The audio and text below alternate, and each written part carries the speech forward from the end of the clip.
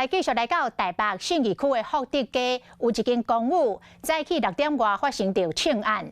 一个男子招2个朋友去报仇，趁着被害人的妈妈开门要入门的时阵，对咧入去，向人的厝内连开2枪。结果被害人甲伊的爸爸拢来调枪，然后这个开枪的男子炸枪去投案。 半暝4点外，3个查甫人原本伫边仔角，雄伫巷仔口集合，到伫要6点，3个人守伫咧邻家厝头前，后壁穿白裤的查甫人卡棒内底缀2支枪，因是要来报仇，果然是准备动手。我是听到楼梯间有变亮声，几声，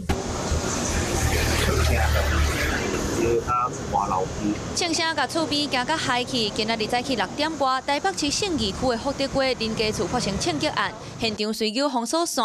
开枪的查甫人敢若是要来报冤仇，伊甲2个朋友摕2支改造枪，早起6点40分对被害人女性查甫人的老母入去人兜，刷落来开2枪，致使被害人正边脚头骨着枪，因老爸脚底嘛互流弹拍着伤。若开枪的占士查甫人，因为腹肚的刀伤压起来，最后3个人送医。到底是啥物冤仇？查甫人互公路车一支手放伫腹肚。5月份上山自由宫的平安宴发生酒后冲突，伫联邦的冰冻成员女性查甫人手摕物件，甲占士查甫人的腹肚挂着伤，险啊伤着腹内。占士查甫人不满，4个月了后就来报仇。经清查之后，总共发现有3个人受伤，送医之后都没有生命危险。那整案这个总共查扣的话是改造枪支2把。